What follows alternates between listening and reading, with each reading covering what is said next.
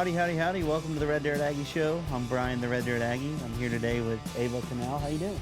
I'm good. How are you? I'm so excited to be here.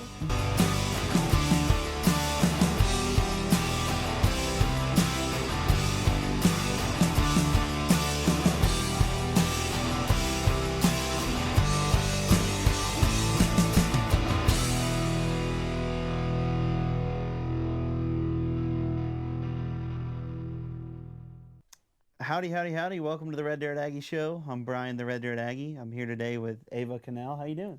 I'm good. How are you? I'm so excited to be here. I'm doing great. And did I say that right? It's Connell. Yes. Connell. Yes. I know we had that Got it right. conversation earlier. Last name's hard to say sometimes. But why don't you go ahead and introduce yourself a little bit to our audience that we are watching here. Tell me a little bit about how you got into music and got your start.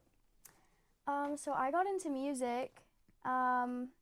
I think I was like 11 or 12, and obviously, like I told you, we grew up going to church, so that's kind of like where I got introduced to live music, and that was my favorite part of church. I would like really only go to hear the live music when I was younger and didn't understand the whole thing. But so I got started in that. My stepdad always had guitars laying around the house, and so I just kind of picked those up out of curiosity, and my parents got me lessons. I was into writing really big because my grandma she had all these poetry books, and like every day I would come home from school, and that would be like the first thing I would go do is read. So what kind of poetry books were you reading that kind of got you into the music? Honestly, they were those types of poetry books where it's just like different inserts from different authors, and it's been so long. Like I wish I would have stuck to reading them, because I think my writing, honestly, and I think I told you about this a little bit earlier, but recently when I was moving, I had all my boxes and I found some of the songs I had written when I was younger, and the words I was using and stuff. I was impressed. Like I was like, okay, yeah. You're like, young me was pretty smart. Yeah, for real. Maybe I need to get back into reading, but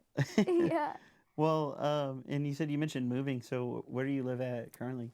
I live in LA, so LA, I just moved probably about a month ago now. It feels like it's been no time at all, but it's definitely different. And you were in where before that? Texas or? Yes, Texas. Yeah. Has that been an adjustment or anything moving out there, or? It has. There's places to play live music everywhere, and I mean, I don't know. I kind of just wanted the experience of living somewhere different and kind of cool in my 20s, and I feel like that's the most different you can get, really, being from Georgia and living in Texas, moving out to LA. But it's been really fun. I love the sunny weather and everything, and I've gotten a lot better weather there for sure. Yes, I've gotten so many questions of people being like, why would you move to LA when you do country music? And why not? I don't know. Why not? That's kind of my answer too. It's just, why not? I mean, it's like you can travel anywhere to play. It's not like just because you live somewhere doesn't necessarily mean that you're not still tied into where you're from as well. So. Right. Yeah. Exactly. So I respect that for sure. Who would you say are some of the artists that have kind of shaped your sound, or some of your influences that maybe shine through in your songs?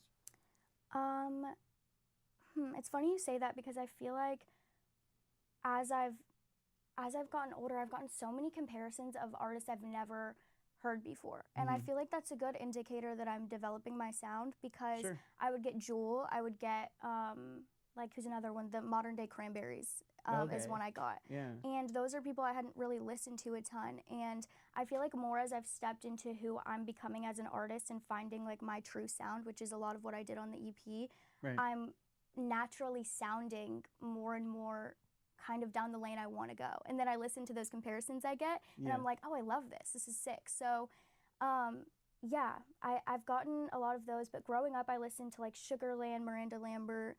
That was my jam. Sugarland, big time. Right. I love Taylor Swift. Okay. And when I was younger, I got a lot of those comparisons. So. Yeah. Well, and young female artists playing country, always going to get that Taylor Swift comparison, right? Totally. Yes. Yeah. No.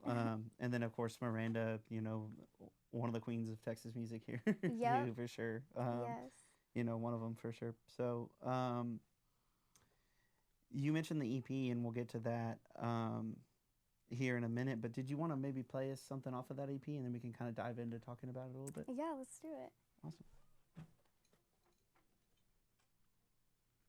And so what's the name of the one that you're going to play here for us? So this one is Get You Back.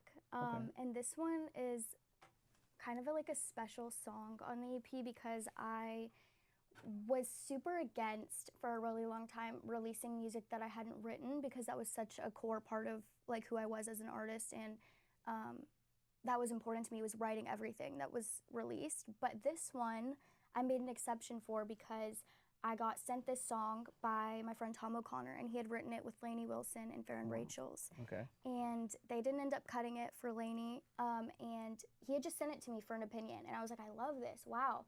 And in my head, I'm thinking, that's gonna be such a hit. And then he's like, we're not doing anything with it, do you want it? And I was like, yeah, I mean, I can't say no to that, you know what I mean? Absolutely. So I feel like it kind of grew me a little bit as an artist putting this one on there because it pushed my comfort zone a little bit. So Sure. I love it, but yeah. Awesome. Well, I can't wait to hear it. Okay.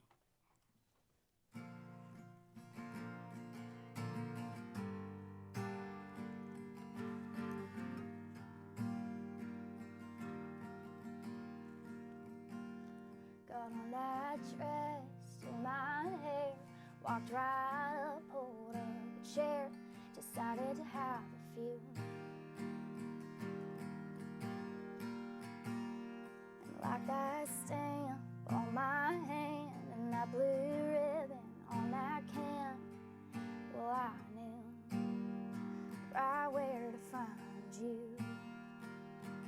'Cause I thought I'd wanna get you back. The tables turn around real fast.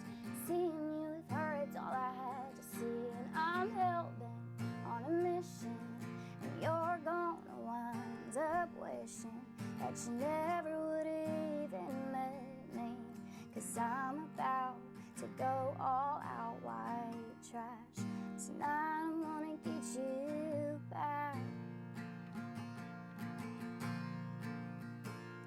We'll get low down and start some drama. We'll call her up and tell your mama she didn't raise you right, no.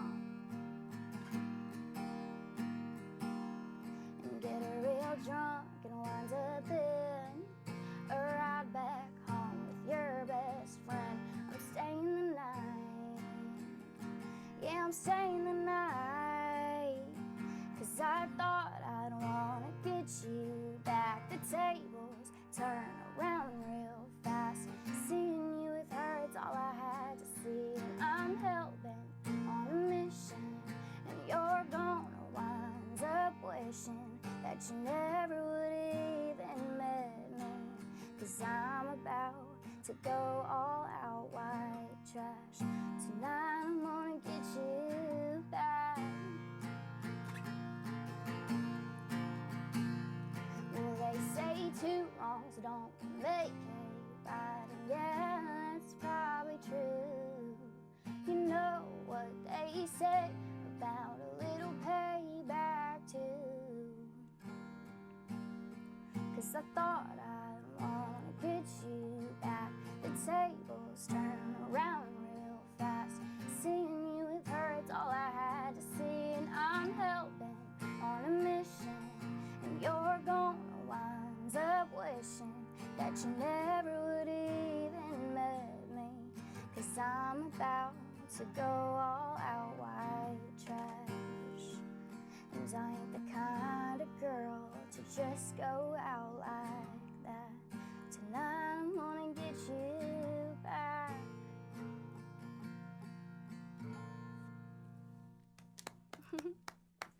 Thank you. No, that was awesome. Thank you so much. Appreciate you sharing that with us here. Yeah. And so this is off your debut EP that's coming out. Is that correct? Yes, so this one, Get You Back, it's already been released, so it's on Spotify and Apple Music, Okay. but it's like kind of the lead single for the EP, I guess, so it's Right. already out, yeah.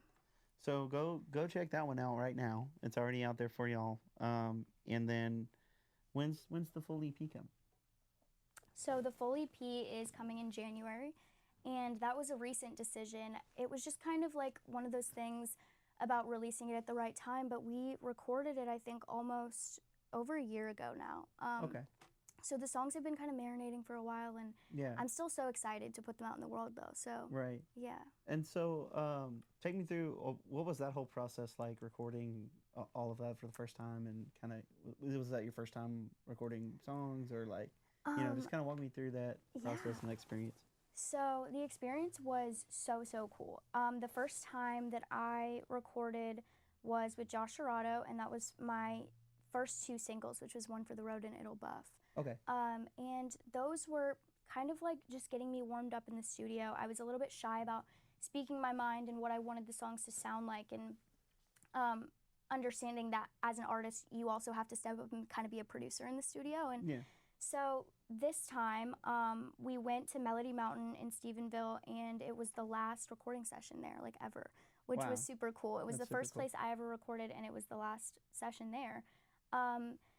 And it was overall a really cool experience, because we would work from like 3 p.m. to 3 a.m. every single night for like a week. And just kind of lock yourself in there and yeah, and it really was dive cool. into it, huh? Yeah, exactly, because it wasn't like a typical, we're gonna go like 9 to 5 and record. No, it was like we're working just until our brains are literally just not functioning in the middle of the morning anymore. And it was to the point, like I came in there with songs that weren't fully finished. Like I didn't know what I wanted on the EP when I went in. It was kind of like throwing some ideas at my producer, and there were songs that we built basically from the ground up or completely changed, which was so cool, because there was so much room to just like be as creative as we wanted to, which was nice. But it was exhausting. Like I would go home after we would get done recording and get back to the hotel and literally dream about the lyrics. Like I would just replay them in my head all through the night. You're just in that mode, and it's all still going through the head, and you just can't turn it off when you get home. Right. But we worked super hard, and I'm so proud of the way that everything turned out. Well, we can't wait to hear the rest of that EP when it comes out, and that's going to be, remind me of that date again. January 16th. January 16th, 2026, and yes. The name of the EP too? Misunderstood. Misunderstood. Yes. Misunderstood. Kind of makes me think of Parker McCollum a little bit too. It does. Why? His song Misunderstood too. Oh yeah. Okay. No. We spent a lot of time thinking about like what the title was going to be. Yeah. Because I had nothing come to mind, but what a big factor of, and you'll hear it when you hear the EP, how different it is from the songs that I released prior. Yeah. And for a long time, I was just kind of writing what I thought my style was, or what I thought people wanted to hear. And this EP was just kind of like, I don't care what anybody thinks. I'm just going to go in the studio, and I'm just going to do exactly what comes to my mind and follow it all the way through. And so that's what I did. And I kind of felt misunderstood for a really long time, like in my music and just who I was, because it's just, like a cute little blonde girl from Georgia is, oh, she wants to be a country singer. Like, that's cute. You know what I mean? But and you're like, no, like I'm a full-fledged artist who has ideas in the brain. Like, right, yeah. No, exactly. I get that. Yeah, exactly. And like coming of age and being, out of my teens into my 20s was a very big change period in my life too, where I kind of wanted a different message than I wanted when I was a teenager. So it, for a lot of reasons, it's called Misunderstood. But so changing, like your life's changing, the music's changing. It's all kind of and not everyone understands, but you do. So Misunderstood, I guess, makes sense. Yeah. No. And so you mentioned Serato and some of the people that you worked with on that album. And who was it that played bass guitar for you as well? Andrew Carey. Andrew Carey. So he's the one that was with Trio, correct? Correct. Yeah. He's a good he's a buddy of mine, friend of the podcast. We had all of them on for a while back with Trio, and they're a good group of guys, and Andrew especially. So that's cool that you got. Did you enjoy working with him? I absolutely loved working with Andrew, and it was such a dream come true, because Treaty Oak, they put so much of a new take on my style. Like you ever hear those bands and you're just like, wow, like this is so different from what I grew up on, or something like that. And so I was just always the biggest fan of their music all across the board. And the first time I went to one of their concerts, the way that the crowd connects Yeah. with the music is insane. And it's just, The you can energy, feel right? the energy. Yeah. It's insane. Like if you haven't For been sure. to a Trio concert, go. It's just as good as it looks on social media. But yeah, working with Andrew was so much fun. And I am at a point now where I feel like it matters so much the people that you have in the studio. Yeah. Like not having, there's just certain people that if the energy's not perfect in the studio, the song isn't going to be perfect. You know what I mean? Right. And you just need people who are open to throwing around ideas and saying something that might be stupid or might be exactly what the song needed. Right. And Andrew was just kind of messing around. I had brought in this song Jaded, and it was just lyrics at the time. Yeah. And me and Josh were playing around with it, but we were kind of at like a stopping point. We didn't know where we wanted to go with the song. And I was in the other room, and I could hear like what they were playing from that room. And Andrew just started playing this guitar riff. And I was like, that is exactly what we needed. And so we go in and started just writing based on the riff that he was playing, and that's how Jaded came about. So yeah, he's awesome. He's so creative. No, and it's important to have, that creativity in the studio and like Yeah. the willingness to like adapt on the fly. You know, and Totally. sometimes hearing another perspective on an idea can help it morph into something else or even finish up a song or an idea Exactly, yeah. that you have. And then if you don't mind, can you give us another one from that EP? I'd love to hear a little bit. Yeah, I'll do Ashtray for you. This one was one of the first songs I wrote for the EP Okay. and finished. So yeah, I'll give you that one.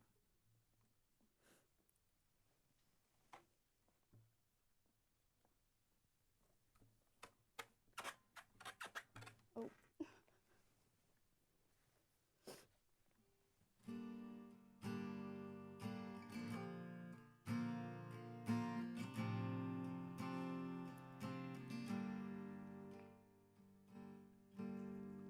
You never quit them, and I never quit you. Just one more hit, I'm your excuse. 6 scar on my arm, you left your mark. Will you get the fire, and I get the dark? Will you burn me up at the end of the night? I'd never smoke, but I love that secondhand high. You're a cigarette, I'm your perfect match.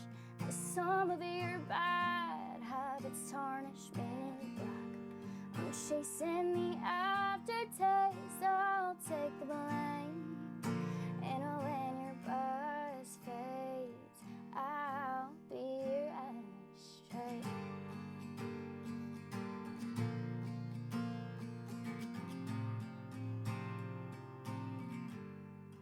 I can taste the bitter on your lips. It must be the poison we couldn't resist. 'Cause you smoke when you drink, I ain't done when I leave. American spirits flat on the concrete. You're a cigarette, I'm your perfect match. The sum of your bad habits tarnish me black. I'm chasing the aftertaste, I'll take the blame. And when your buzz fades, I'll be your ashtray.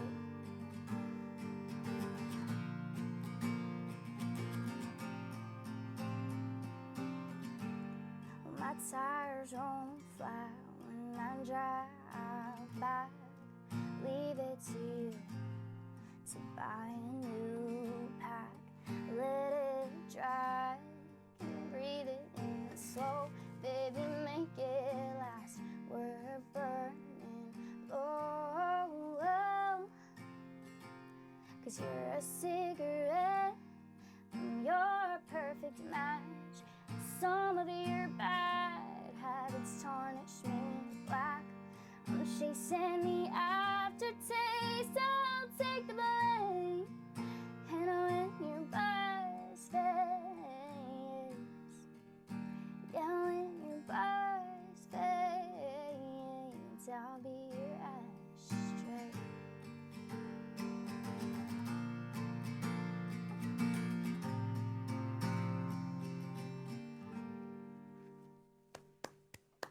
Sorry, I feel like it's weird if there's no clapping at the Thank end, you especially so when it's much. as good as I that love was. Thank you. I'm so glad you liked it. No, yeah, absolutely, and thanks for sharing that with us as well. Yeah.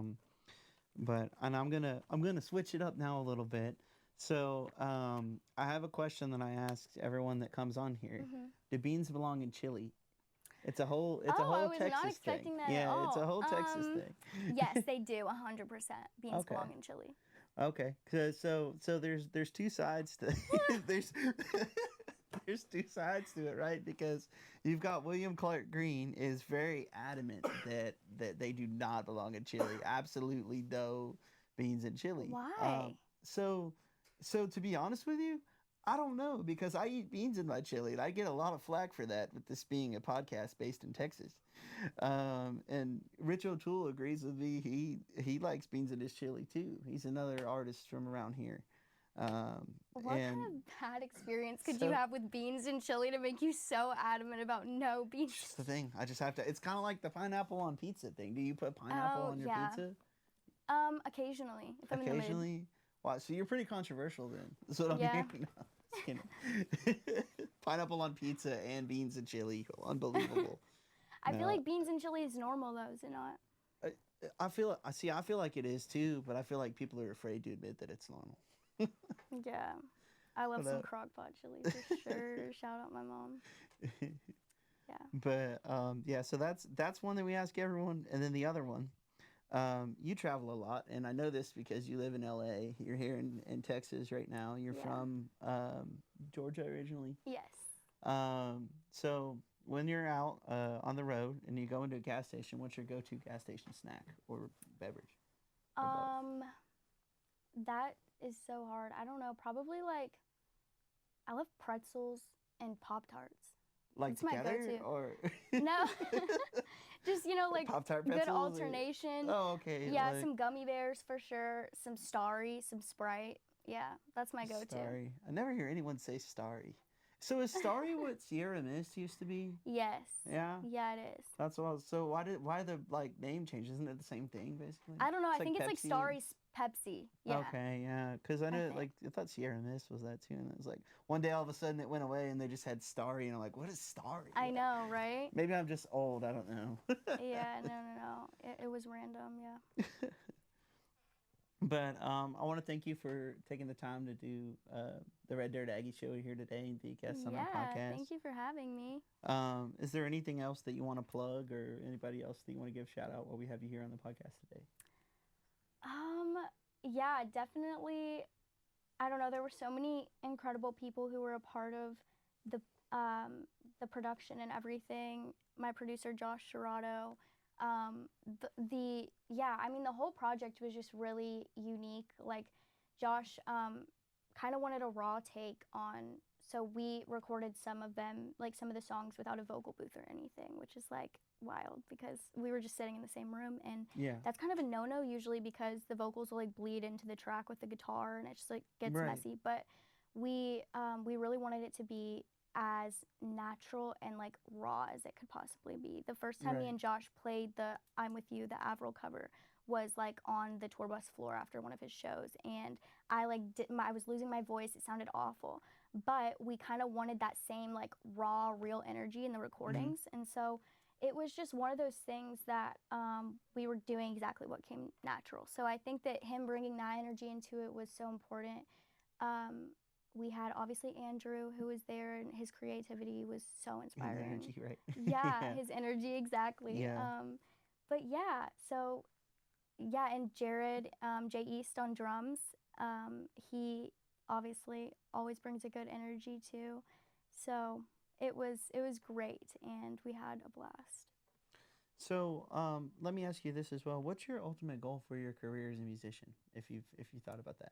Yeah, obviously times have changed so much for musicians, and it's gotten a lot harder to tour. Honestly, it has. Like, it's expensive obviously to be able to take a full band out on the road, and with social media it's kind of taking more of a turn towards reaching a much greater audience, without the expenses of touring. And Sure. I love performing live. It's one of my favorite things. Yeah. I grew up performing, Mhm. and I think my biggest goal would be to be able to do that freely as much as I wanted to, and just not restricted, like just be able to travel everywhere I wanted to play and play live for everybody, because I just feel like that's something that I hope the industry doesn't lose.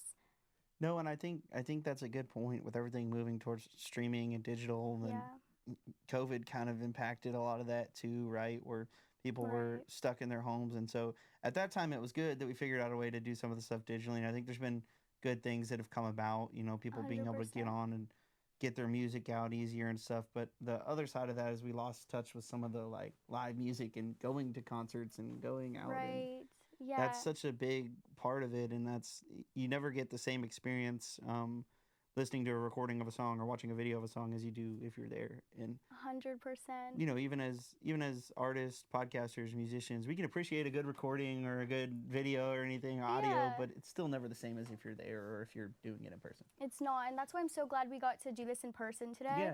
Because obviously, like, there's so many opportunities to do virtual, but I feel like there's just something about like human connection and being in the room that is so beneficial to artists, to creators like you, and everything. So it just adds something. And shout out to Kyle with Colborn Audio. You can peek your head on the camera if you want, for hosting us over here today at his studio here in College Station. So, but I think that about does it. Yeah. You got anything else you want to add? I don't think so.